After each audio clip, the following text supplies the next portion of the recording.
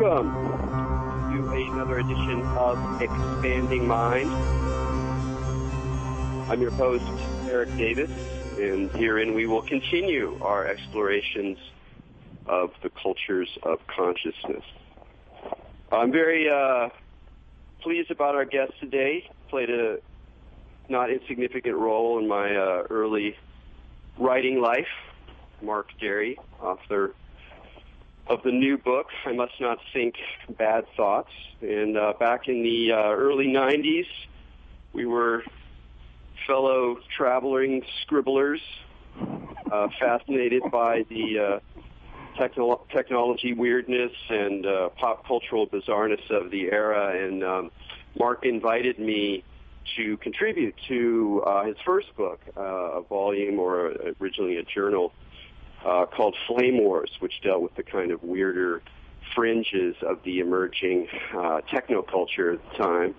And that piece became the sort of seed crystal of my book, Technosis. So I'm always been very happy to have Mark around, and not so much for the personal reasons as for his magnificence of a writer. For me, he's one of the most, if not the most, interesting cultural critic working right now, partly because his prose is phenomenal, and but in a great deal because the things that he looks at are the sorts of fascinating, macabre, abject, and disturbing things that in my own sort of more boring mind frame I don't tend to look at necessarily too closely myself, with some exceptions. And through Mark's eyes, I've been able to learn a great deal and look at a lot of those sort of dark corners of the cultural psyche, and to some extent the personal psyche. And in that way, I think he serves a really remarkable function. But he's also incredibly fun to read, even if the journey is a sometimes dark one. In addition to his new book, I just want to mention, so we don't forget it later, that he just posted a remarkable essay on Boing Boing called A Season in Hell, in which he describes his own, long-term, grueling, horrifying experience of going through cancer and then a series of other nasty operations on his gut. And it's a brilliant, beautiful, and deeply disturbing reminder of what the human body can deliver you. And just to give you a taste of his prose style, I picked out a paragraph towards the end of this piece where you get not only the playfulness of the language, but also the kind of ethical spirit, I would call it, that Mark brings to his work. As a career patient, I've learned one thing at least: the importance of clinging to the rag end of your sense of self, however you define it. Intellect, sense of humor, generosity of spirit, a stoicism worthy of Seneca or Mr. Spock, or in a writer's case, the mind that makes sense of itself as a reflection in the mirror of language. In the mass unit chaos of the ER, in the nowhere, no time of the hospital room, in the OR where the euphoria of oncoming anesthesia and the doting attention of apparitions and scrubs make you understand in an instant the perverse seductions of Munchausen syndrome as you ride into the stage light radiance on your gurney like the son of heaven in his sedan chair, feeling for all the world like a pathological celebrity. In these moments of inescapable embodiment, I've learned to float free in my head, a thought balloon untethered from the body on the sick bed or the operating table. So I'm very happy to have Mark on. Before we bring him onto the show, we'll introduce, of course, our co-host, Maja Daou. Hi, Maja. How's it going? It's going good. That was totally amazing. Yeah. Now, have you ever had an operation like that? Have you ever been in the deep nasties of the hospital world? For me, my deep nasties in the hospital were giving birth. So I have had terrifying experiences in there because my first birth went very badly and all kinds of bad things happened and the doctor messed up and not to get too gruesome, but I basically had a Franken vagina because he slipped with this thing and kind of sliced me, and then I had to get all these stitches. So that kind of floaty feeling, like you're completely removed under like someone else's control and all the lights, is a very good description of it. Yeah, well, that sounds nightmarish indeed. It is funny how much we keep these things, sort of at bay. We go through them, and then when they're over, we put them aside. And that's true of so many cultural experiences, pathologies, etc. And so I'm very happy to bring Mark on to talk about this stuff. Mark, thanks for coming on Expanding Mind. It's entirely my pleasure, Erik and Maja, and I'm delighted to be here. And I will say, as Christopher Hitchens did say when I once moderated a debate between him and the charlatan Rabbi Shmuley Botiak, thank you, Erik, for that suspiciously terse introduction. I think it's all going to be, I'm at pains, though, to inform your listeners that, disappointingly, it's all going to be downhill from the Franken vagina, a term I call dibs on for when you and I start the Norwegian death metal band we inevitably will, Erik. Ooh, that's pretty good.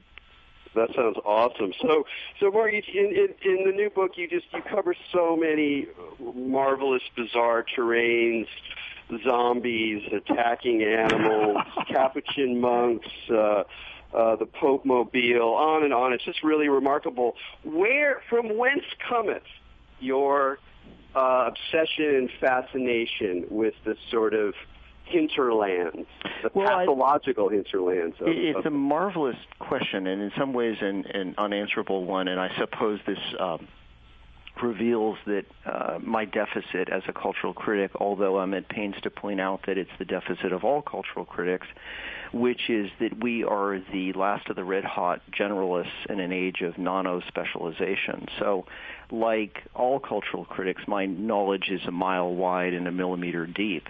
Which is a typically divagating way of saying that I'm not sure I've given that question enough thought, the question of why I'm drawn to the shadowy corners and the darker periphery, to the darkness on the edge of town, to the gathering shadows outside the secured perimeter of the status quo and mainstream consciousness. I'd like to answer the question by dodging your bullet. You said something very interesting in the introduction. You were talking about the sort of philosophical binary or antipodal relationship, polarized relationship between my love of wordplay, my love of language, my obvious exaltation in style, and what you called my ethical consciousness, which I might call a kind of moral seriousness. And I would complexify that binary by turning it into a Triskelion, a tripart thing, a three-legged tripod, by adding, as kind of a subset of the notion of jeu de mots, of wordplay, the idea of what I call the politics of the polysyllabic, or the politics of the sesquipedalian. So I believe that there's kind of an ideology inherent in style. I believe that style is inseparable from content, and my style in many ways telegraphs my content or goes hand in glove with my content. It is a kind of a deeply principled ideological aesthetic rebellion, and some of the best rebellions, after all, are aesthetic rebellions. I'm thinking of surrealism. I'm thinking of situationism. It's kind of an aesthetic rebellion against the style that became dominant in the 20th century, which really grows out of Adolf Loos, the Viennese architect's famous essay, Ornament and Crime, in which he suggests that moral degeneration and the decay of civilization springs from the cloacal hothouse aesthetic of Art Nouveau, and he demonizes it in very gendered terms as this sump of feminine steaminess and moral depravity and Baroque ornamentation encrusting everything in its little shop of horrors, vegetal tendrils kind of writhing and wrapping themselves around everything, and he calls for a very brusque, masculinist, modernist, machine age aesthetic that will be all big shoulders and sharp angles, and this is clearly premonitory of the Bauhaus and less is more. And then you get that same sensibility echoed in Strunk and White's famous Elements of Style, which I view as a deeply ideological book. And then Hemingway kind of carries that banner out into the popular arena. Well, I think there's a whole, I hesitate to use the sort of easy New Age binary of Dionysian versus Apollonian, but there's a whole subterranean dark river of aesthetics, most notably associated with Oscar Wilde and the Bloomsbury Dandies, and in graphic design and illustration, of course, Beardsley, but also notably Lautréamont, and various other French decadents and symbolist poets and surrealist poets. And that is an aesthetic of the long Proustian paragraph, the long Jamesian paragraph, the sentence of infinitely complex syntax, dependent clause piled on dependent clause, this vast Baroque edifice. It is the equivalent in language of Gaudi's architecture. So I sort of champion that aesthetic, but at the same time, and this is the big but, and I hope you'll forgive my filibuster, I have to just get these things out. No, I'm loving it. It's just proving everything you're saying about your writing, that's all. Exactly. And the danger, of course, is that if I stop for an instant, I will lose myself in the garden of forking paths, which parenthetically is why I do not smoke marijuana. I would find myself, in the middle, in some dead end in the middle of the conceptual labyrinth with no idea of how to get out. But all of that exists on the one side of my aesthetic and my, let's call it, writerly politic. And on the other side, there is a moral seriousness. Now, I can't find a better term, so I hope you'll forgive the term. But I should say that I shrink from it slightly, and I don't wear it completely comfortably. I've borrowed it from Sontag's Notes on Camp, where she says the two great sort of aesthetic political drivers of cultural discourse in the late 20th century are the queer and the Jew. The queer for his, she doesn't use that term, of course, but in so many words. She says gay culture for its irony, its arch sensibility, its love of kitsch and camp, and the way in which it constitutes a sort of a secret discourse, a kind of a semiological guerrilla warfare that counters the staid, excruciatingly earnest discourse of mainstream, which is to say straight culture, and then on the other hand, what she calls the moral seriousness of the Jew. Now, I find that problematic. I don't think Jewish culture has a copyright on moral seriousness, and I complexify this dynamic because I believe moral seriousness can be the dead hand of killing ponderous, self-important moral judgment, which I see as quintessentially American. I really do believe this is a country that stinks to heaven of God bothering, and that the Judeo-Christian tradition continues to pervade the cultural unconscious. So I embrace a more Ballardian or Barthesian sort of a morality, which is to say I'm very concerned with moral and ethical questions. I don't believe the religious right should have a lock on contending with moral questions or philosophical investigations of that sort. But like Barth, who famously said, I rejoice in ideas lightly held, ideas that can be discarded in an instant, I love that Gallic whimsy, that lightness, that lack of Teutonic ponderousness. And in the same way that Erik Satie said, what does classical music need? Less sauerkraut. I feel the same way about sort of leaden philosophical moralizing that wears the mantle of its virtue heavily. So I'm very interested in the etymological Latin roots of the word fascinating, which I find very instructive. And I was always quite taken as a kid with Mr. Spock on the old Star Trek's ultimate sort of applausive comment, which was fascinating. And like Ballard in Crash, I love the fact that no moral judgment is implied. It beckons us into a universe where things are simply fascinating or not. Well, and fascinating is like phantasmagoria. It comes from phantom, which essentially is like a trick of the light or something flashy. It comes from phantom, fascinate. It's the same origin, and it's all about a trick of a magical light that holds your gaze, like when you're hypnotizing someone and you're waving the clock in front of their eyes. Well, that's absolutely fascinating. I hadn't known about the connection to phantom, but my understanding from the OED was that it was rooted in the Latin fascinans, which, as you rightly point out, has to do with bewitchment, mesmerization. Ghost, yeah. And it is very much an appeal to the retinal cortex. Exactly, so it has flashing to do with, light. Yeah, the beheld world, material culture, the fascinations of the object as in itself. And so in the same way that, the people poking the severed hand in Un Chien Andalou, the little child fascinated by the roadkill, roiling with maggots, I think there are certain things that, while physically repugnant, are also simultaneously fascinating, also even if they are morally repugnant. And that's why I am drawn again and again to Hitler in this essay collection, and why I talk in it as well about Oliver Wendell Holmes Sr.'s notion of the pathological sublime. Well, let me interrupt here and riff a little bit on this fascination thing. Sure. Because I find it fascinating. I mean, partly because it's something that I've been brought into my own life in the sense that I find, particularly it's a comment that I often make with my wife when we're out, gallivanting about and going to weird cultural scenes and meeting odd characters or whatever, where I find myself that the most appropriate response is to actually just say, "Fascinating, Captain." And what it captures precisely is the blend of this, visceral, almost pre-conscious, dreamlike draw towards the object of excess, of oddness, of occult splendor, of baroque weirdness, of repulsive, excess.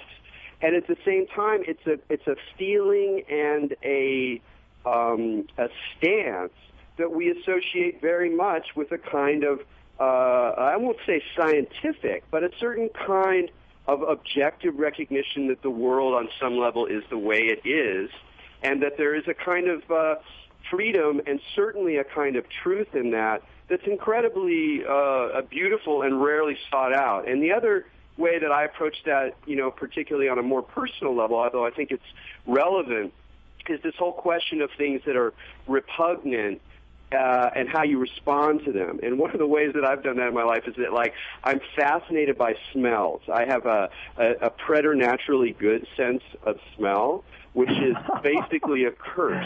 In the sense that the sort of tangy metallic sweat of teenagers is very evident. The slightest bit of rot or proximate garbage in a restaurant becomes picked up. So I have a lot of opportunity to relate to the repulsive, and I've developed this habit, this stance, this way of responding to it, where I look at it and I go, wow, let's articulate and analyze and recognize the particular characteristics of this repugnance, of my response, of the aesthetic qualities.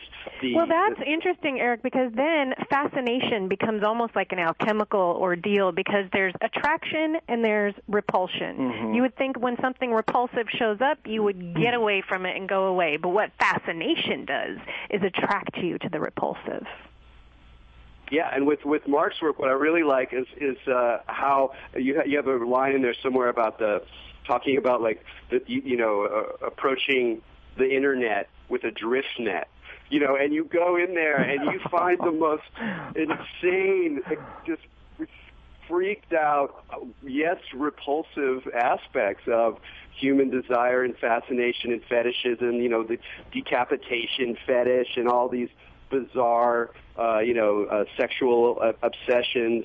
And what I really like about those is this image of you sort of searching and finding and sounding the depths, as it were, of this remarkable, bizarre, and a very excessive medium. So I'd love to hear you reflect a little bit, since we first met over the hot coals of techno culture, just how your relationship and attitude towards the internet as a sort of source, as a reflection, as a repository, as an archive, has developed for you over the years? Well, I'll absolutely be happy to respond to that, but let me quickly just snatch a few of the fireflies of the fascinating, to use the term of art and the word of the day, ideas that you and Maja just swatted around. One thing that I think is really important to italicize here, and I'm grateful to both of you for bringing it up, I think it's an absolutely compelling and endlessly intriguing idea, is this notion that sensations can be ideas. You know, there's something like an idiomatic expression or kind of a popular catchphrase in which people say, you know, it's either like, it's like Brussels sprouts, you either like them or you don't. Well, since my job description is professional overthinker, and I'm interested in overthinking, overtalking, and overwriting, obviously, it seems to me that saying I don't like Brussels sprouts is just the beginning of the philosophical investigation. I believe we should ask why of everything, even visceral sensations. And I don't know if either of you have read William Ian Miller's fascinating book, The Anatomy of Disgust, but it's a really intriguing philosophical investigation because he delves deep into the very philosophical essence, the dark beating heart of disgust, which most of us would tend to just dismiss out of hand as a visceral reaction, almost a kind of a physical sensation. And so how can we possibly parse it intellectually? Well, of course, everything is historically bounded. Everything is culturally situated. I know Erik believes this, and I gather from you, Maja, that I suspect you would accept that premise as well. And so everything is fraught with ideological meaning and hopelessly contaminated by cultural narratives. And so something like you said a moment ago, that fascination draws us to the disgusting. I'm not quite sure I completely agree with that because we're also fascinated by things, I think, arguably, that aren't disgusting. But it's especially, I'll meet you halfway, it's at its most pungent and reverberant and strikes the most interesting philosophical responsive chord in it when you combine a repulsion and attraction in the experience of fascination. And that's why I hold forth at such length in this book in the essay Aphrodites of the Operating Theater, which was inspired by the so-called anatomical Venuses, the wax obstetric mannequins from the 18th century on display in La Specola, a scientific museum in Florence. And I bring to bear on these exquisite models, some of which border on the disgusting or the appalling or the horrifying. The obstetric model mannequins are fine. They were teaching aids for 18th and 19th century doctors, and they were cast from cadavers. Every eyebrow hair, every hair on the scalp, fastidiously implanted with tweezers using horsehair or real human hair, bone or ivory teeth inserted, so they are absolutely hyper-real. And then you lift the cover off the belly to reveal twins in utero. You know, every glistening, gleaming aspect of the lymphatic system or the arterial system, completely hyper-realistically rendered. But then there are wax models of epidermal pathologies, people with their faces eaten away by syphilitic lesions and, pocked by enormous pustules or grotesque hypertrophy of facial cancers and so forth. Now, the artistry is breathtakingly beautiful, scientifically endlessly fascinating, but the subject matter is unimprovably grotesque. And yet it's our own physical form. Yeah. So the irony there is that people call it grotesque, and yet it's what we live in and breathe in every day. I mean, regardless of the disease disformity, the fact that is grotesque is ridiculous because it's what we are.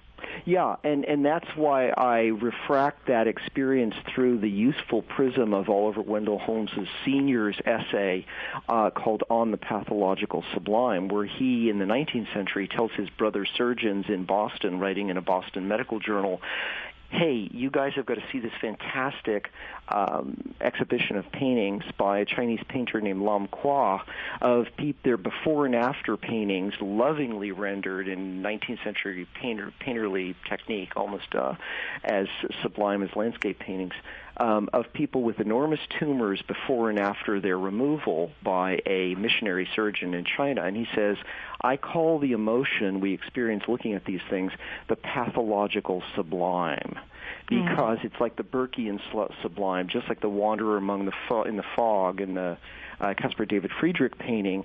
We see this breathtaking thing that is as emotionally overwhelming as an abyssal drop or a craggy mountain summit, and yet it's the pathological body. And so I find that a very useful concept. So all of that is just to say I'm very much intrigued by the points both of you make about how gut response can be a kind of intellectualization. Yeah, well, in fact, it's in a your form gut, of thinking. And it also reminds me, this maybe brings up another kind of moral dimension, is that, part of the culture that all three of us, I know, you drew off of and was very important for us was the kind of sort of moment that it kind of arises in the 1980s with, Research Magazine and Amok Books and this kind of world that peels back the pathological, and yet you find, or at least I find, I think you would agree, you certainly do in your comments on Adam Parfrey, that there's a certain kind of there's a tendency within that culture to sort of revel in it. I mean, it's not quite the right word, but there's a sort of unthinking indulgence in the shock as shock, as if the opening is made, but the thinking isn't done. And that extra turn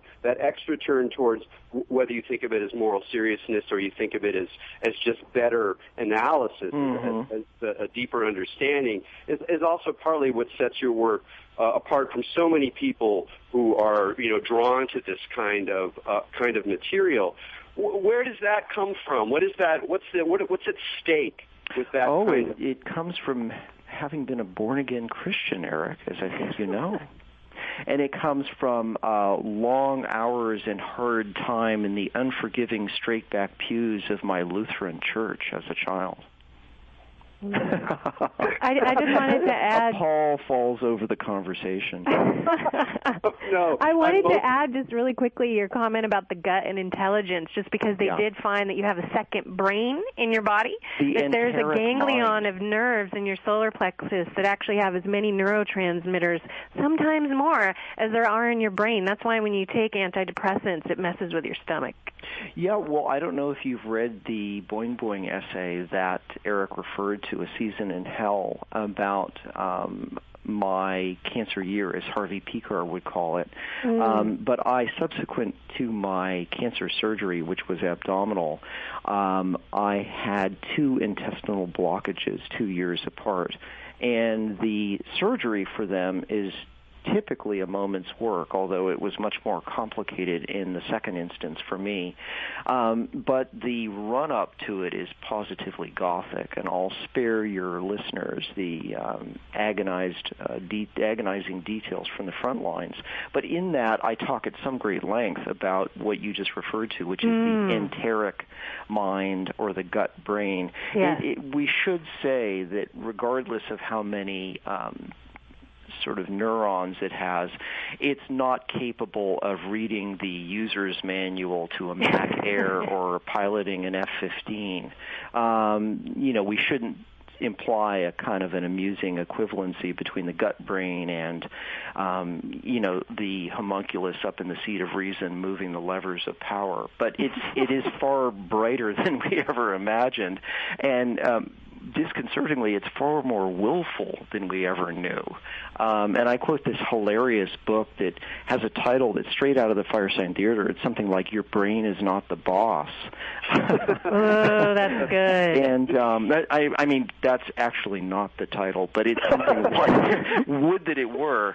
Well, your gut brain is the impulse, right? It's fight, flight, do. It's the primal, the reptilian. Like, of course, it can't figure stuff out. Its intelligence is only that pure guttural reaction. No, my understanding is that's your so-called reptilian hindbrain, which is the very beginning of the snail-like evolutionary spiral that finally coalesces into the full-blown human brain, full-blown cortex.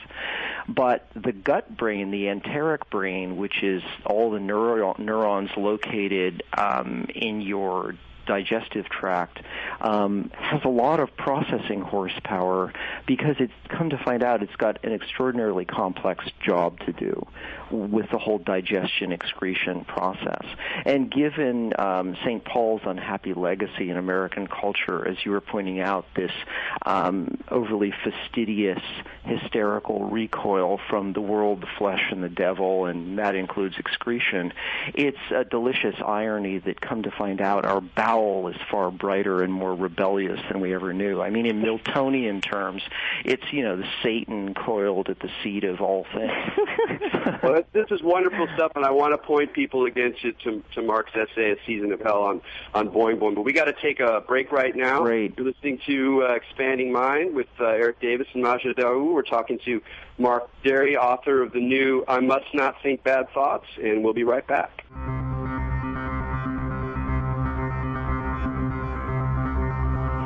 Welcome back to Expanding Mind on the Progressive Radio Network. This is Maja Daou, and we're here talking with Erik Davis and Mark Dery about anatomical goings-on. And I wanted to say something about something I like that you brought up in your book, which is the precursor to the bowel situation, which is the teeth, of course.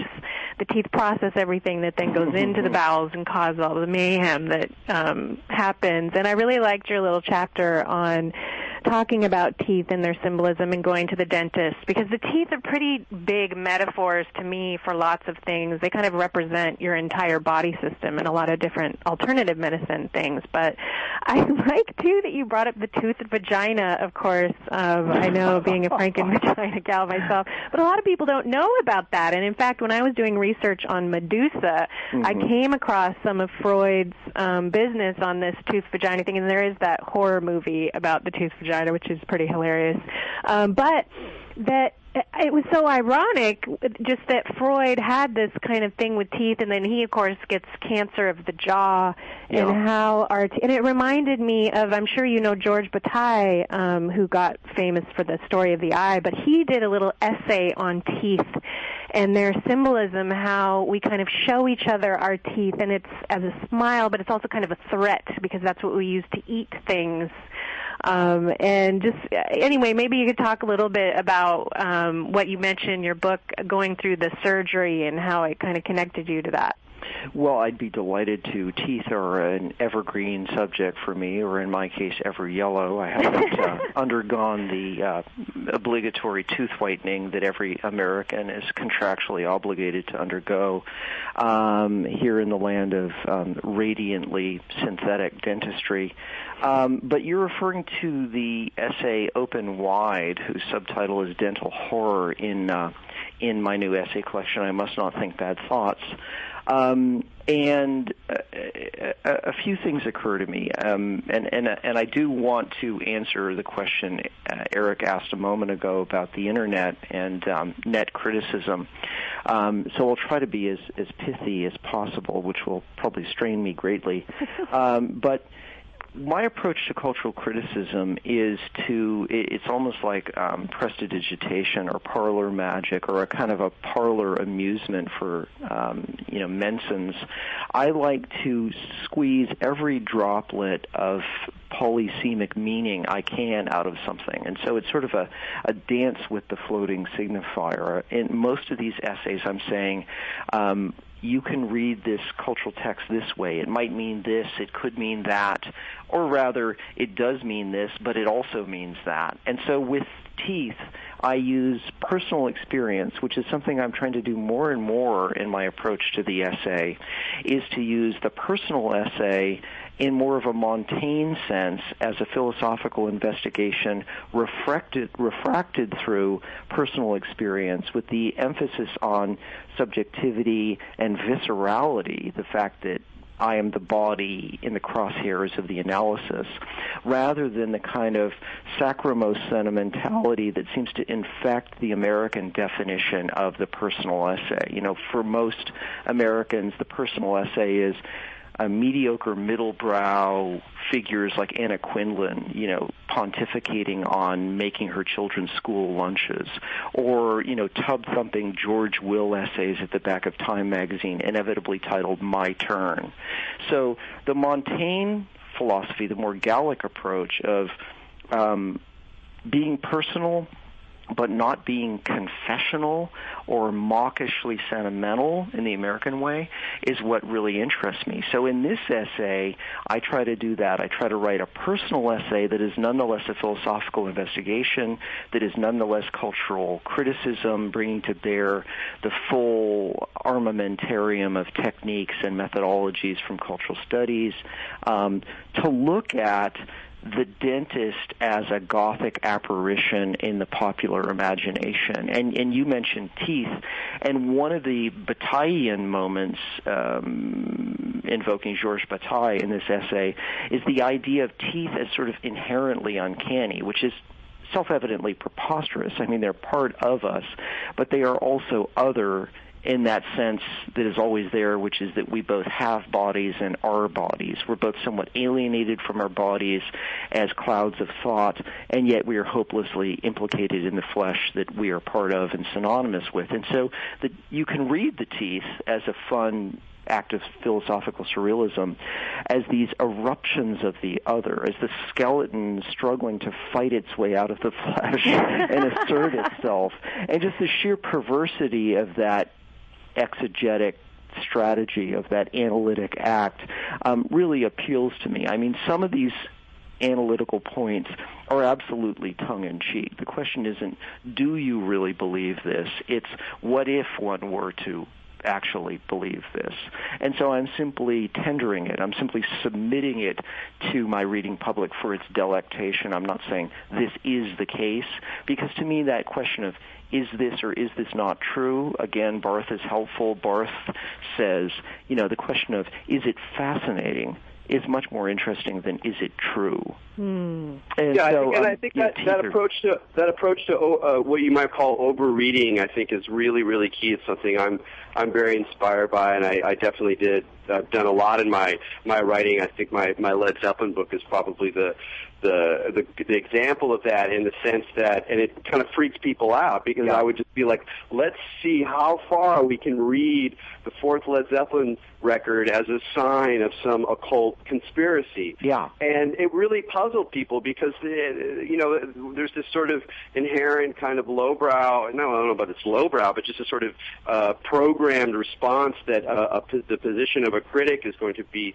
resolving a certain kind of truth and making a certain kind of declarative argument, when really it seems like what we want to be doing is encouraging everybody to read more, to let it resonate, to approach it from multiple angles, whatever it is, whatever thing catches your eye, whatever kind of fascination grabs it, and it's a marvel that you're able to continue to do this. But even though I did ask that question about the internet, I must say I'm more interested in getting a little bit here, since we were talking about personal experience.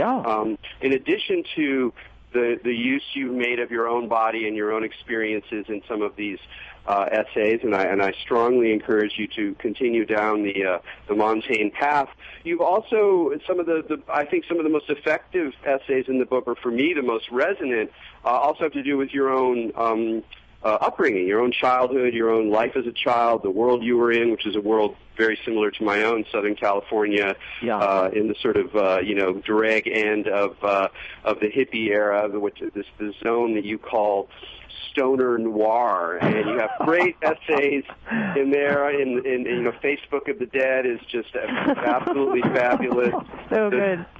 The material on David Bowie, it's just great stuff. Thank you. I wanted to ask you about that too, in the sense that I think again, like that some cultural critics would feel that like there are certain zones where I can refer to my own experience or my own angle, but only so far, really. And it seems like there's some you've discovered, or you've been able to articulate and present to others the real. The intense load that we carry from our childhood, both in terms of our internal peculiarities and in terms of the specific cultural world that we came up from. You're not saying, hey, I have an objective view, I can objectively account for this cultural phenomenon. You're like, hey, I grew up in a certain time and space, but that doesn't limit my ability to read deeply. In fact, in a lot of ways, it encouraged it. Yeah. So just because the phrase itself, stoner noir, is so great, I'd love for you to riff a little bit on what growing up in that bizarre Southern California track home stoner zone did for you, and how it shaped the way that you approach things. Well, I can certainly do that. Let me offer to the two of you and your listeners, in light of that question, the option of having me read a brief excerpt from the essay you mentioned, specifically the section on stoner noir. Is that the sort of thing your interviewees ever do? Would it be useful? In fact, I got to tell you, Mark, synchronicity speaks. I had already marked out a section, but I felt like I already read one. I didn't want to read another one, so I will be delighted to have you read it. Maja, should I? I would like nothing better. Okay. And Erik, my thought was that I would read just the section on stoner noir, but did you have a specific paragraph picked? Because it goes on a bit, and I wonder if we can zero in on a single paragraph or two. Sure. Just I think the single paragraph that tops the page, 123. Okay. Or, that and the next one maybe. Okay. Sounds good. So the essay in question is called Facebook of the Dead, and to make the pun swing, I have the word face in parentheses, so it will read both ways, because it is, in a larger sense, an essay about some of the social pathologies and the psychodynamical weirdnesses enabled by social media in the age of Facebook. And I, by and large, cordially loathe that too clever by half, at this point, very 80s academic move of putting parentheticals around something in the middle of a sentence, researching Jane Austen's Frankenvagina or whatever. There's a whole blood sport in mainstream newspapers in publishing the titles of MLA panels, and inevitably they have parentheses around one of the words. But in any event, I had to do it in this instance. So I hope those who read it will forgive me. But I talk about how on Facebook, the old Swinburne line that we can take comfort in the knowledge that no life lives forever, that dead men rise up never, is not true in the age of Facebook. And as I put it, more often than not, that knock on your inbox door is the risen dead from your high school yearbook. Classmates you thought you had safely buried in the boneyard of forgotten things with a gentle shovel tap on the face. And so then I talk about the fact that in my case, I grew up in Southern California, and while I've been delighted to re-meet some of the people from my high school, it's not a time and a place that is without Gothic shadows for me. And so here's the paragraph Erik was referring to. The sludge-brained enemy of stoner noir is just what it looks like, the rudderless yawing of youth culture on the morning after the 60s. It's the numb realization that the tide that carried in the counterculture's utopian dreams and cries for social justice has ebbed away, leaving the wind-blown scum of Altamont and My Lai, the Manson murders, and the Zodiac Killer. Stoner noir stares back at you with the awful emptiness of the black hole eyes and a smiley face. Have a nice decade. As late as the mid-'70s, the iconography of rebellion, at least in the tract home badlands of Southern California, was a politically lobotomized version of hippie. The bootleg records, blacklight posters, underground comics, patchouli oil, and drug paraphernalia retailed at the local head shop. But stoner noir isn't just the burned-out roach of 60s youth culture. It's equally the toxic mental runoff of suburban sprawl. dirthead existentialism. It's the psychological miasma that hung like the sweetly rotten reek of tie stick over adolescent psyches battered by divorce, lives dead-ended in high school, torpid afternoons bubbled away, and a journey to the bottom of the bong.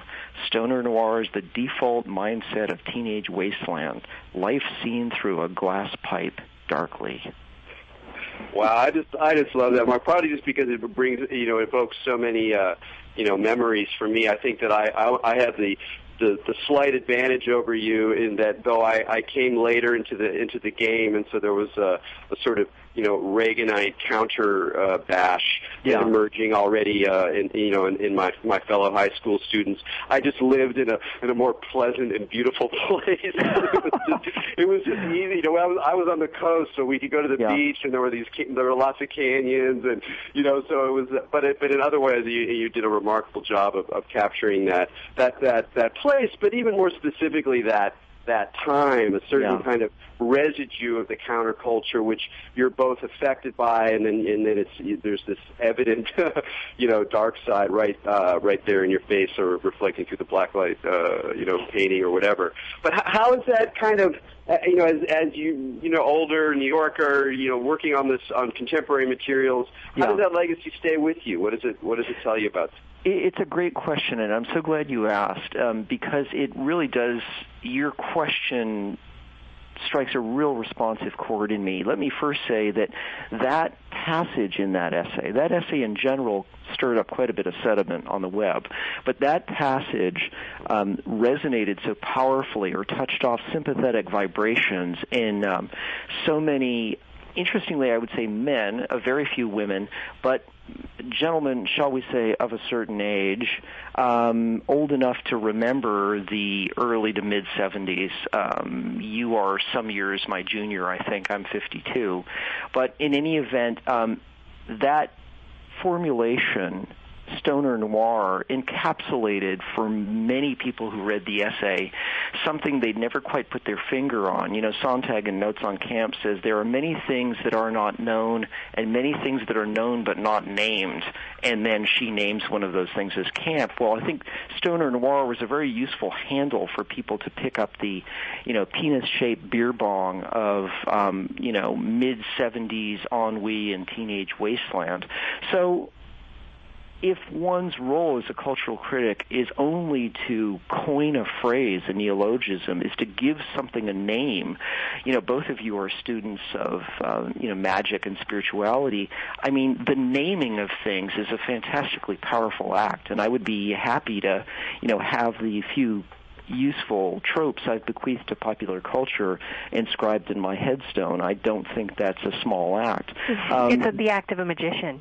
Yeah, thank you. But so back to the question of how that time affects me now. Well, San Diego is breathtakingly beautiful. I was just back there, and I believe that the Torrey Pines cliffs and La Jolla, the tide pools, are and also canyon country and the unique coastal ecology of all of Southern California, but specifically San Diego, is what's called coastal desert, a wonderful oxymoron, really emblematizes the ethos and consciousness of hybridity, ambiguity, ambivalence, intermingling that I embrace as a cultural critic, that confounds and does end runs around and pops wheelies around hierarchical dualisms and the philosophical binaries that, as Haraway teaches us, have structured Western epistemology at least since the Enlightenment. That doesn't mean I'm not prey to them. My own style of mind tends to be very binary. I'm always thinking in sort of Manichaean this versus that terms. But I think I've matured enough as a critic to complexify that and question that and ultimately train the crosshairs on all my own binarisms. And I attribute a lot of that to growing up in what I call the suburban badlands and borderlands of San Diego's South Bay, hard by the Tijuana-San Diego border. And I think Tijuana, unlike for you, Erik, for you it's kind of canyon country and the coast and the sort of illimitable vastness of the Pacific that is some sort of Jungian signifier, I think, in your formative memories. For me, it's Tijuana, this Brechtian mahogany, this Joycean night town, this Barrosian zone that serves as this gravity well of attraction and emblematizes the polymorphously perverse, the wonderfully seedy, the sort of cheap thrills and popular pleasures of seamy culture, and is sort of a Disneyland of depravity contra San Diego's, as Gore Vidal put it, Vatican for the John Birch Society. So that was very formative, and I think growing up near a border really induces, for those who are attentive, a sort of love of hybridity and polymorphously perverse and ambivalence and ambiguity, as I say, this sort of philosophical banner of the both and rather than the either or. Well, I just want to let you know we only have a couple of minutes left here, so I didn't know if you wanted to point people to any events or online, extravaganzas that you're pushing at the moment. So I just wanted to let you know that. Oh, marvelous! Well, thank you. I'll just say that I do hope people will at least consider browsing the book on its Amazon page. And the book, once again, is "I Must Not Think Bad Thoughts," and the subtitle is "Drive-By Essays on American Dread, American Dreams." New York listeners may be interested in hearing me lecture and attending the book launch party that is this Sunday, the 29th at 6 p.m. sharp at the Cornelia Street Observatory. If you Google that phrase, you'll turn it up in an instant. And then next month, I believe I'm going to be at Cabinet Magazine's headquarters in Brooklyn, hard by the pestilential Gowanus Canal, and all the better for that. Marvelous. And then you're working on a biography of Edward Gorey.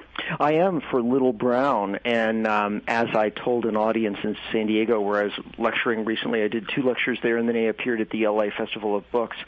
I said, as the palely loitering goth in the endless summer of Southern California who collected newspaper clippings of surfers devoured by sharks, I was born to write this book. No, I'm really, really happy too that you have a nice book's length project to sink your teeth in. I think you're a master of the short essay, but there's something about that particular form that I think will be a real powerful challenge and a great launching pad for the continued evolution of your writing. Much. So, well, I think that about wraps it up. Mark, thanks so much for being on Expanding Minds. That was fantastic. It was my immeasurable pleasure. Thanks so much to both of you for your brilliant, penetrating questions. Awesome. Well, from Maja and me to all you out there, keep your minds open.